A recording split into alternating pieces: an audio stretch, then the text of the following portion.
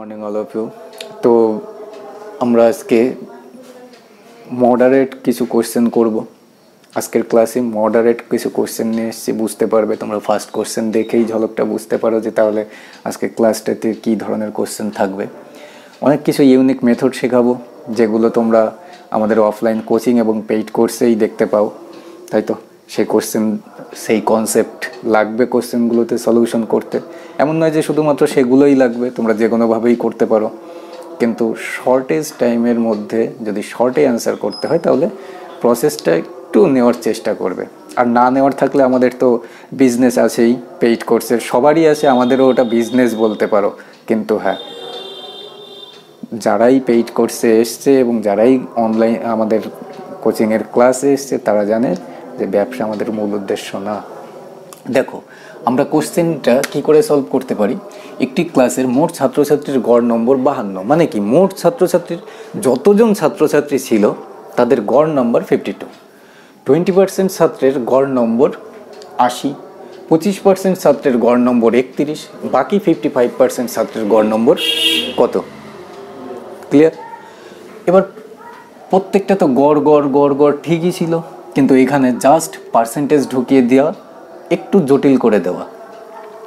এবার দেখো, ফার্স্ট বলা আছে 20%, তারপরে দেওয়া আছে 25%, তারপরে 55%। এই তিনটে পার্সেন্টেজই দেওয়া রয়েছে। এবার দেখো 20 আর 25, 45% আর 55%, পুরোটাই 100%। তাহলে গ্রুপের যতজন ছাত্রছাত্রী ছিল পুরো টোটাল ছাত্রছাত্রী মিলেই 100% হয়।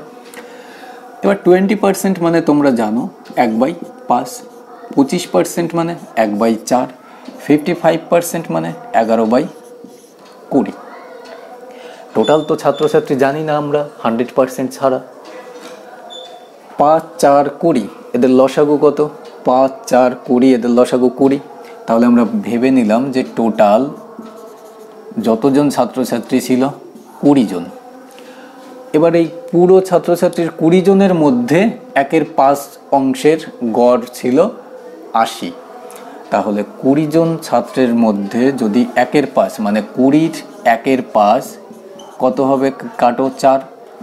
আলটিমেটলি আমরা বলতে পারি যে 4 জন ছাত্রের গড় নম্বর 80, অ্যাভারেজ চলছে।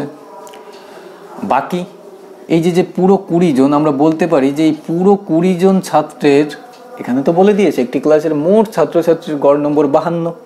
তাহলে মোট ছাত্রছাত্রী কত? 20 তো ধরেছি, তাহলে 20 জন ছাত্রের প্রত্যেকেরই 52 করেই গড় চলছিল। তারপরে 1/4 অংশের মানে 20-র যদি আমরা 1/4 করি 5 বার, কত পাবো? 5 জন।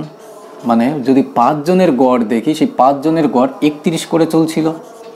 তোমাদের শুধু এই ডাটাটা লিখতেই যা টাইম লস, ক্যালকুলেশন কিছুই নেই। বাকি 55% মানে 11/20 জন। তাহলে 20-র 11/20, 20 কেটে গিয়ে 11, এই 11 জনের গড় কত আমাদের ফাইন্ড করতে দিয়েছে, এটাই বলতে পারি। এবার দেখো, পুরো ছাত্রছাত্রী আমরা ধরেছি কত? লসাগু আকারে 20 জন। এখানে 4 জন, এখানে 5 জন, 5 আর 4 9 আর 11 20। তাহলে পুরো গ্রুপটাই তো 20 জনের এসছে। ডাটা ঠিক আছে শুধু নাম্বারের ক্ষেত্রে। এবার মূল যে ডাটাটা ছিল পুরো গ্রুপটার গড় কত চলছিল? 20 জনের 52 করে। যদি 4 জনের ক্ষেত্রে দেখি 80 জন, 80 করে গড় চলছিল। তাহলে এই মূল গড় থেকে যেটা 20 জনেরই গড় চলছিল তার থেকে কত বেশি? 8 আর হচ্ছে 26, 60 হলে 80, 28। গড়ের ক্ষেত্রে 28 বেশি, মানে এখানে তো 4 জনের গ্রুপ ছিল, তাহলে 4 জনের ক্ষেত্রে কত বেশি? গুণ করে দিতে হবে। 4 জনের ক্ষেত্রে আমরা দেখতে পাচ্ছি 4 8 32, 2 হাতে 3, 4 2 8 আর 3 11, 112 বেশি। আর এই মূল গড় থেকে 20 জনের 52, এই গড় থেকে এই যে যখন আমরা 5 জনের গড়টা দেখছি তখন এ কত কম? 9 40 আর 2 11 কম, তাই তো? 19 কম, 40 কি হচ্ছে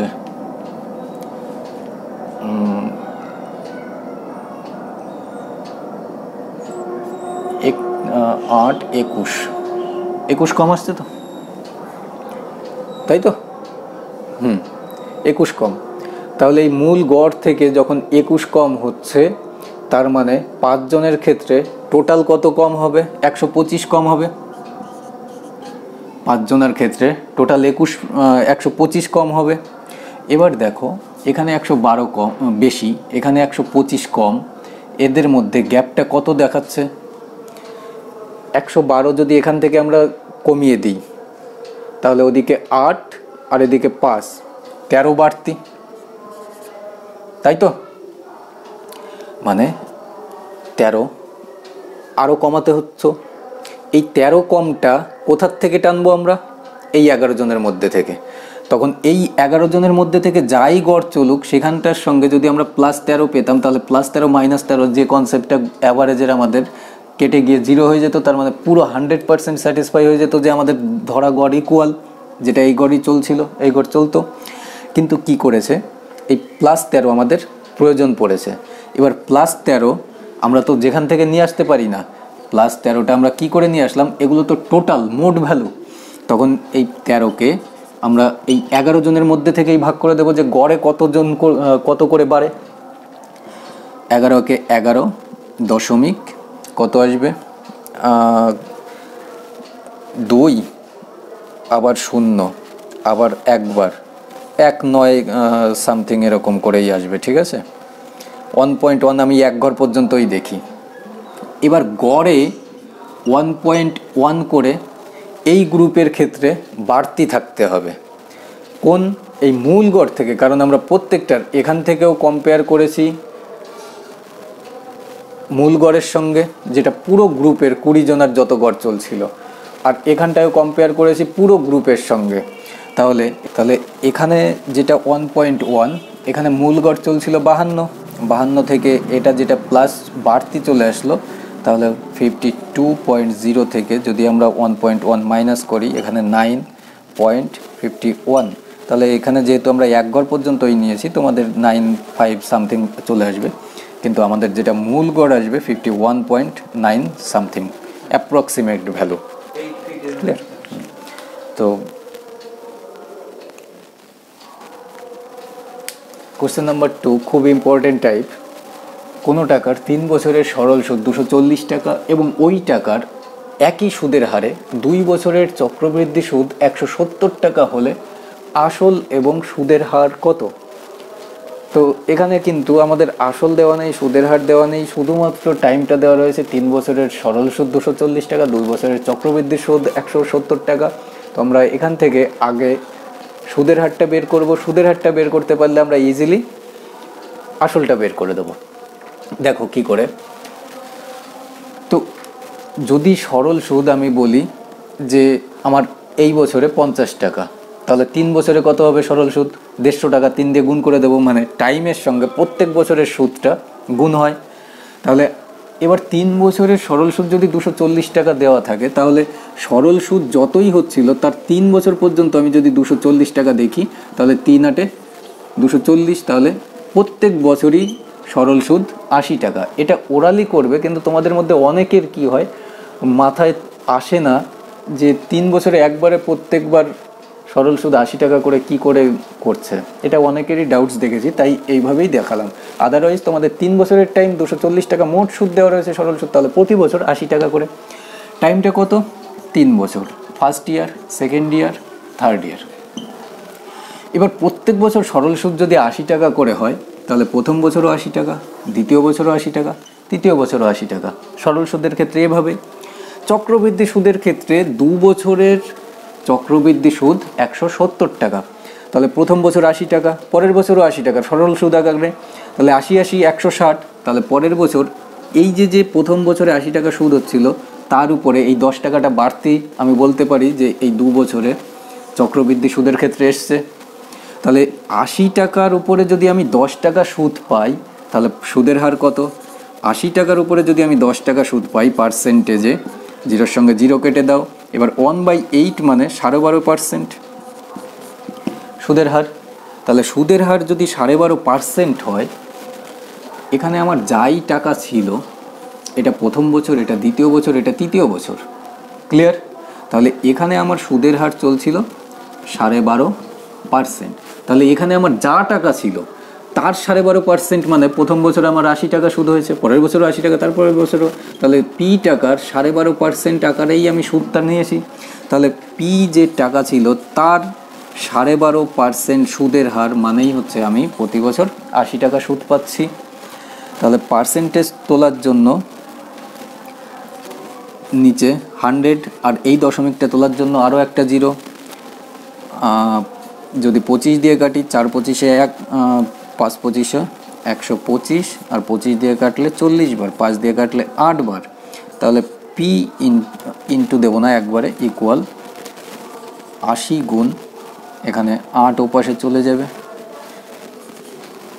8 8 64, 640 টাকা। তাহলে 640 টাকার যদি আমি 12.5% সুদ নিই প্রথম বছর, আমার 80 টাকা সুদ, পরের বছর 80 টাকা সুদ, প্রত্যেক বছর 80 টাকা সুদ, চক্রবৃদ্ধির ক্ষেত্রে 170 টাকা 2 বছরের সুদ, এই আসছে। তাই তো? নাকি কোথাও ক্যালকুলেশন মিস হলো?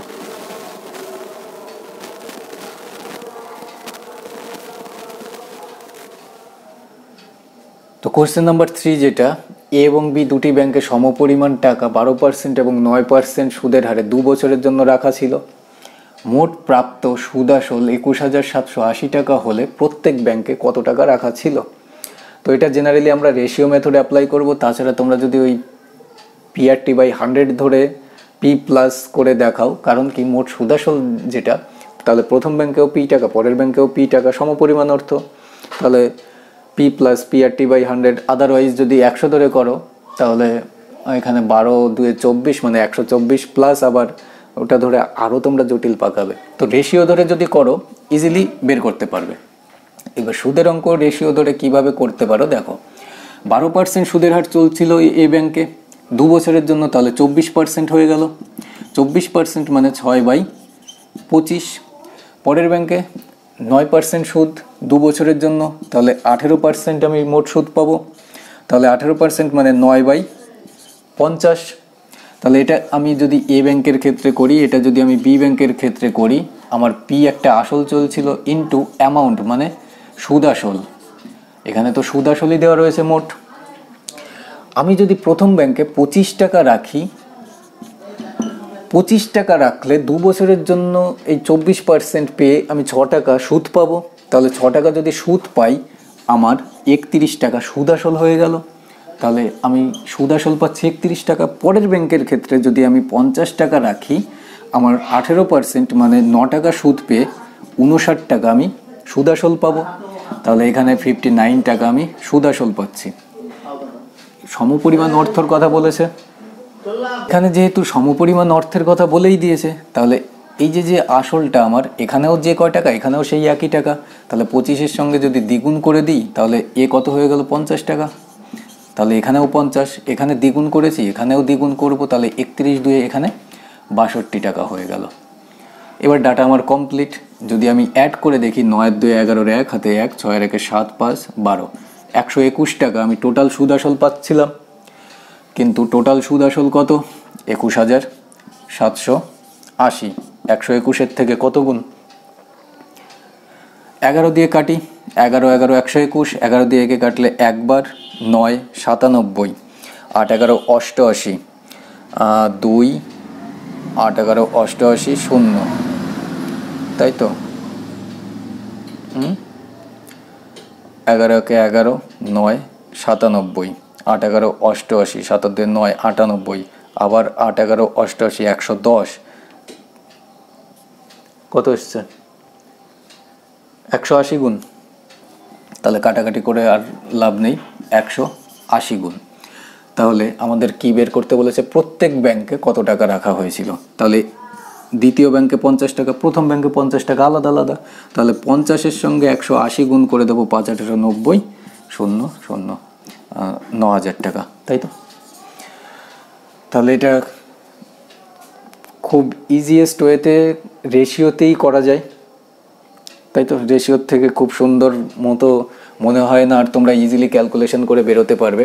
আদারওয়াইজ তোমরা 124% প্লাস হচ্ছে 118% ইকুয়াল টু এত দেখাবে, সেক্ষেত্রে আরও গরমিল পাকিয়ে যাবে। রেশিওতে সিম্পল ফেলে দাও। আর এই কারণেই বলি, আমি প্রত্যেকটা তো ক্লাসেই বলি, আমার কাছে মূল যে অস্ত্র সেটা হচ্ছে অনুপাত। এমন একটা জিনিস যে কোনো জায়গায় যে কোনোভাবে সুইয়ের মতন ঢুকিয়ে দেওয়া যায়, তাই না? ইজিলি চলে আসে। তো এইটুকুই ছিল আজকের ক্লাস, আজকে আর বাড়াবো না। তো থ্যাঙ্কস ফর ওয়াচিং, শেয়ার করো।